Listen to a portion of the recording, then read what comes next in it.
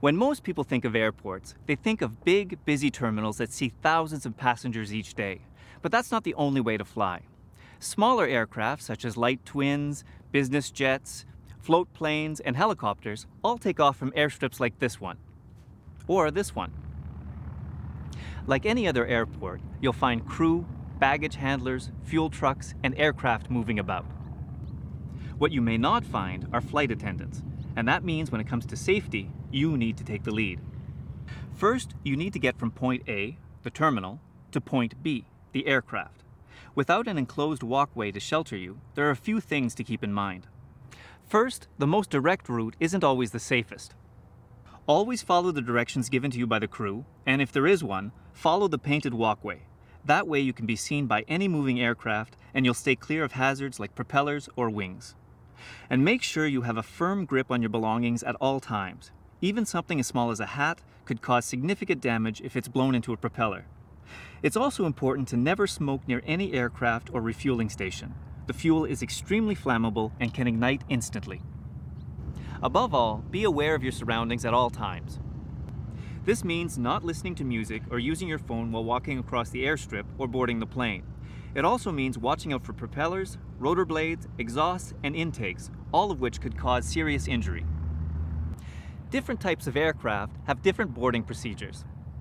Make sure you know in advance how to approach and leave your aircraft. This is particularly important for helicopters and float planes. With a helicopter, for example, you should always approach from the front.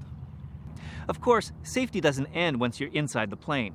Without any flight attendants, it's up to you to understand the ins and outs of the aircraft you're flying on. Part of that understanding will come from the pilot's briefing. Your pilot is experienced and well-trained, so be sure to not only listen closely to what they have to say, but to carefully follow all their instructions. If at any point you feel something has been left unsaid or is unclear, don't be afraid to ask questions.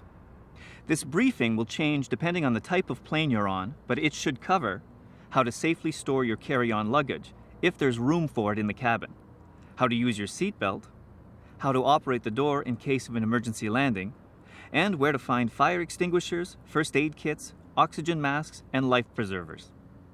The briefing should also include the Emergency Locator Transmitter, or ELT. It transmits a radio signal that allows rescue workers to find you in the event of an emergency landing.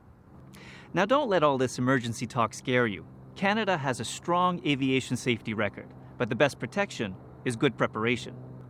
That's why every aircraft carries a passenger safety card, like this. It should include all of the information from the pilot's briefing, as well as additional details about the plane's safety procedures. So make sure to look it over before you take off. Once you're in the air, you still have a big role to play. First, make sure you know how to quickly fasten your seatbelt at any time during the flight. This includes during takeoff, if the pilot turns on the safety belt sign, or instructs you verbally mid-flight, and prior to landing. Second, ensure that all carry-on bags are stowed away, loose items are secure, and that the cabin is free from obstruction. This will help make an emergency evacuation easier if needed. Third, don't distract the pilot. This doesn't mean you can't ever talk to the pilot. In fact, if you notice something out of the ordinary, by all means, tell them. Finally, don't interfere with the operation of the aircraft. This means not touching any controls, knobs, or gauges, and waiting for the pilot's permission to open any windows or doors. Also, because some items can interfere with the plane's systems, always ask the pilot which electronic equipment you can use before you take off. If in doubt, don't use it. Remember, comfort and safety in the air is a partnership between you and the pilot. Keep these tips in mind and you'll be sure to have a safe and memorable trip. Be informed, be prepared, and be safe.